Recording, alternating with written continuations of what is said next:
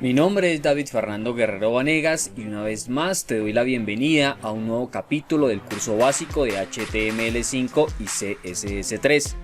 Para implementar sitios web profesionales es imprescindible conocer y dominar los selectores de CSS. Como se vio en el capítulo anterior, una regla de CSS está formada por una parte llamada selector y una parte llamada declaración. La declaración indica qué hay que hacer y el selector indica a quién o a qué hay que hacérselo. Por lo tanto, los selectores son imprescindibles para aplicar de forma correcta los estilos CSS en una página. A un mismo elemento o etiqueta HTML se le pueden aplicar varias reglas CSS y cada regla CSS puede aplicarse a un número ilimitado de elementos. En otras palabras, una misma regla puede aplicarse sobre varios selectores y un mismo selector se puede aplicar en varias reglas. Un selector de CSS, como su nombre lo indica, se utiliza para seleccionar o encontrar los elementos HTML que deseas diseñar.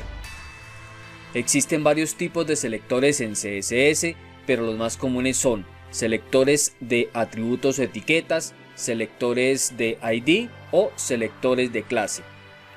El selector de elementos, atributo o etiqueta selecciona elementos HTML en función del nombre del elemento, de un atributo o valor de atributo, los cuales consisten básicamente en escribir la etiqueta a la cual queremos darle estilos. El selector de clases selecciona elementos HTML en un atributo de clase específico. Para seleccionar elementos con una clase específica debes digitar el carácter de punto seguido del nombre de la clase. El selector de ID usa el atributo ID de un elemento HTML para seleccionar un elemento específico. La identificación de un elemento es única dentro de una página, por lo que el selector de identificación se usa para seleccionar un elemento único. Para seleccionar un elemento con una identificación específica, debes digitar el carácter hashtag, almohadilla o numeral seguido de la identificación del elemento. Para explicarte con un ejemplo, vamos a continuar trabajando con el documento index.html y style.css que creamos en el capítulo anterior. Recuerda siempre enlazar o enrutar la hoja de estilos usando la etiqueta link. Dentro del body insertemos una etiqueta H1 para mostrar un título y una etiqueta o elemento P para mostrar un párrafo con un texto de relleno. Guardo con control S, clic derecho y abrir con Live Server. Vemos cómo el navegador renderiza estos dos elementos HTML sin ningún estilo. Ahora en nuestro archivo externo style.css establezcamos por ejemplo que el título que está definido con una etiqueta H1 en el HTML, pero que en CSS no es necesario colocar los símbolos o el carácter de menor y mayor que para que tenga un color rojo y un tipo de fuente, por ejemplo sans serif, y el texto o párrafo definido dentro del atributo o etiqueta P que se pinte de color verde. Guardo con control S y vemos los resultados en el navegador. Supongamos que en mi página necesito ahora, además del título, 5 subtítulos, cada uno con un párrafo. Insertamos entonces una etiqueta H2 que muestre la frase "soy un subtítulo 1" y una etiqueta P igual con un texto de relleno. Selecciono el subtítulo con la etiqueta H2 y el párrafo con la etiqueta P, y con la combinación de teclas control más D duplico 4 veces más y enumero cada uno de los subtítulos. Guardo y vemos entonces cómo se renderiza en el navegador estas etiquetas pintando de color verde todos los párrafos, pues en el archivo .css están definidos estos estilos. Supongamos ahora que deseo pintar de color los subtítulos impares y de otro color los pares. Para eso es necesario bautizar con un nombre de clase a todos los impares y a todos los pares usando el atributo class de la siguiente manera. Dentro de la etiqueta de apertura H2 defino el atributo class con el nombre impar para los subtítulos 1, 3 y 5. Y lo mismo hago para los subtítulos 2 y 4, pero con el nombre par. Ahora en el archivo CSS defino este selector par o impar. Recuerda que para definir un selector con una clase específica debes digitar el carácter punto seguido del nombre de la clase, es decir, punto par o impar según el caso, y le otorgo diferentes estilos. Por ejemplo, para los impares un color de fuente azul y para los pares violeta.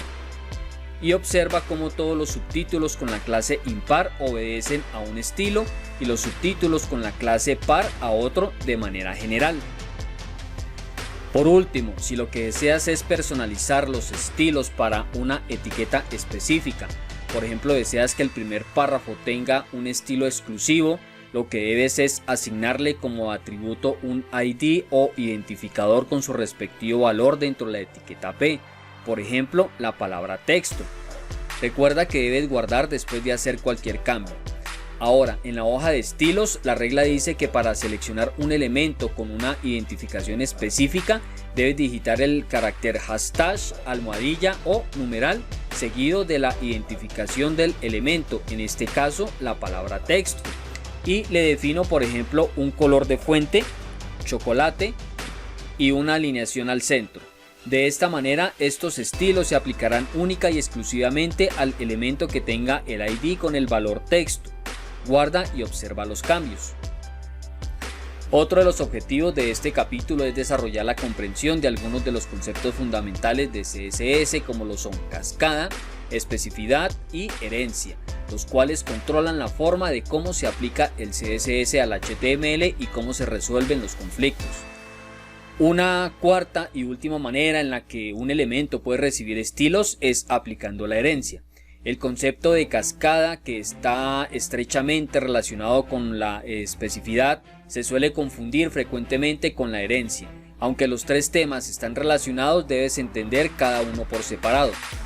Veamos lo que son las reglas conflictivas. En el capítulo anterior explicábamos también el significado de las siglas de CSS por sus términos en inglés, cascading, style sheets, lo que traduce hojas de estilo en cascada, por lo cual es fundamental entender la palabra cascada. La forma en la que se comporta la cascada es la clave de comprender el CSS.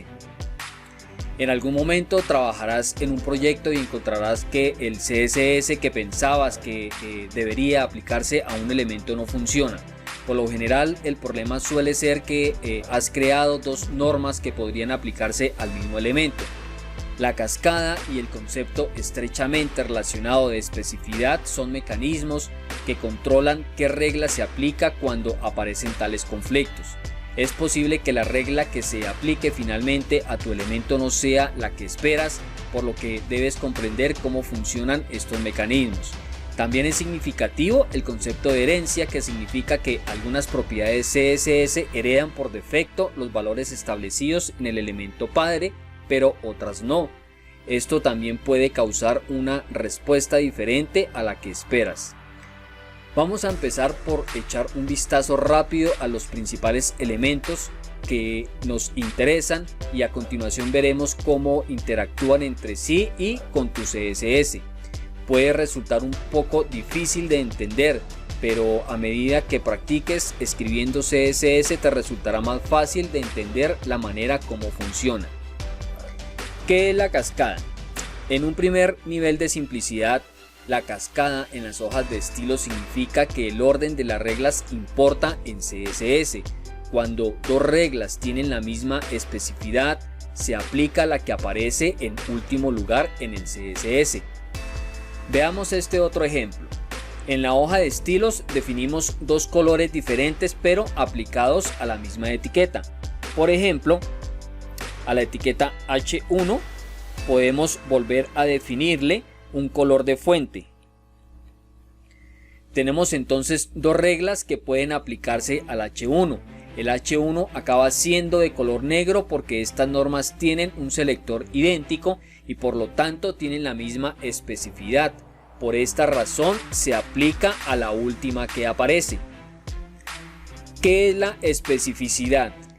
La especificidad es el modo que tiene el navegador de decidir qué regla se aplica si diversas reglas tienen selectores diferentes, pero podrían aplicarse a un mismo elemento. Básicamente, la especificidad mide cuán específica es la selección de un selector. Un selector de elemento es menos específico. ¿Qué quiere decir esto? Selecciona todos los elementos de aquel tipo que aparecen en la página, por lo que presenta una puntuación más baja en especificidad. Un selector de clase es más específico cuando solo los elementos de una página que tienen un valor de atributo class dado y por lo tanto reciben una puntuación mayor. Veamos este otro ejemplo. A la etiqueta H1 le establezco una clase con el valor de título. Ahora en la hoja de estilos cambio este selector de etiqueta por un selector de clase. Aquí encontrarás dos reglas que pueden aplicarse al elemento H1.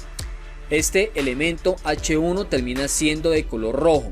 El selector de clase confiere a esta regla una mayor especificidad, así que se aplicará a pesar de la regla para el selector de elemento que aparece más abajo en el orden del código. En otras palabras, el selector de clase se impone sobre el selector ID. ¿Qué es la herencia? Para entender qué es la herencia, comencemos con una analogía. Los seres humanos heredamos rasgos físicos o genéticos de nuestros padres, como por ejemplo el color de los ojos, el color del cabello, el tipo de sangre, entre otros. Pero también a veces heredamos rasgos de antepasados más lejanos como abuelos o bisabuelos. La metáfora de las relaciones familiares también forma parte de la estructura del HTML y al igual que las personas, las etiquetas HTML pueden heredar propiedades CSS de sus antepasados.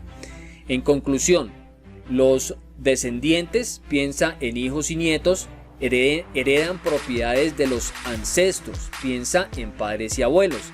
Algunos autores definen la herencia como el proceso por el cual algunas propiedades CSS aplicadas a una etiqueta se pasan a las etiquetas anidadas. La herencia también debe entenderse en este contexto. Algunos valores de las propiedades CSS que se han establecido para los elementos padre los heredan los elementos hijos, pero otros no.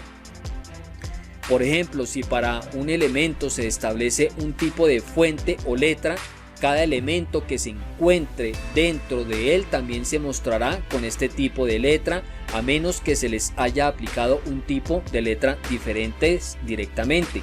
Si un elemento no tiene un valor en cascada para una determinada propiedad, puede heredar uno de los elementos antecesores.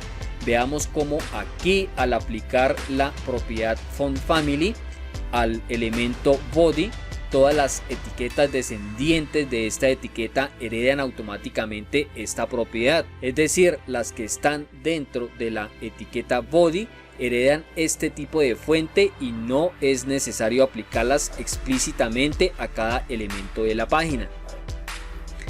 La herencia también funciona a través de múltiples generaciones. Esta imagen muestra cómo la herencia fluye hacia abajo en el árbol del DOM.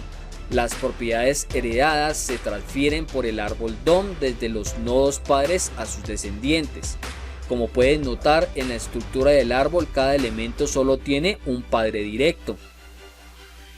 Hay algunas propiedades CSS que se heredan y otras que no. Esta diferencia crea dos tipos de grupos de propiedades: propiedades heredadas y propiedades no heredadas. Las propiedades heredadas son las que pertenecen principalmente al texto. Como ejemplo podemos mencionar color, font family, font size, font weight, text align, o como las propiedades de la lista, list style position o list style image. La herencia no siempre aplica y eso no es necesariamente algo malo. Para algunas propiedades la herencia tendría un efecto negativo en la apariencia de una página. Las márgenes, el padding y los bordes, por ejemplo, son heredados por las etiquetas. Estos tres conceptos controlan qué CSS se aplica a qué elemento. En los capítulos siguientes veremos cómo funcionan en conjunto. A veces puede parecer un poco complicado, pero lo irás recordando a medida que ganes experiencia con el CSS y siempre puedes consultar los detalles si se te olvida. Incluso los desarrolladores más experimentados lo hacen. Pues bien, de esta manera hemos llegado al final de este capítulo. Si te ha sido útil, dale un me gusta al video, pues eso me motiva para seguir creando contenido para ustedes a través de este canal de YouTube. También puedes dejar tus comentarios acerca de este curso, los cuales estaré leyendo y dando respuesta cuando sea necesario. Si aún no te has suscrito a mi canal, te invito a que lo hagas en este momento y no olvides activar la campanita para recibir las notificaciones automáticas. Mis mejores deseos y te veo en el siguiente capítulo, donde aplicaremos los conceptos del modelo de caja directamente desde el inspector de estilos del navegador y veremos también qué son las pseudoclases y qué son los pseudoelementos.